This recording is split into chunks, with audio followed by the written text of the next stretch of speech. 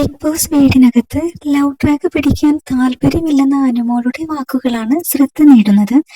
ആദിലയോടാണ് സംസാരിക്കുന്നതിനിടയിൽ അനുമോൾ ഇക്കാര്യം തുറന്നു പറഞ്ഞിരിക്കുന്നത്.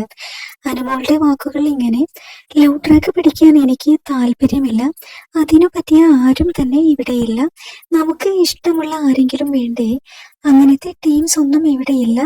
ഇനി അങ്ങനെ പിടിക്കുകയാണെങ്കിലും ശ്രീനിഷും പേളിയും കല്യാണം കഴിച്ചതുപോലെയായിരിക്കും ഞാൻ, അല്ലാതെ ഷോയ്ക്ക് വേണ്ടിയോ ചുമ്മാ ടൈം പാസിന് വേണ്ടിയോ ചെയ്യില്ല എന്നാണ് അനുമോൾ പറഞ്ഞിരിക്കുന്നത്.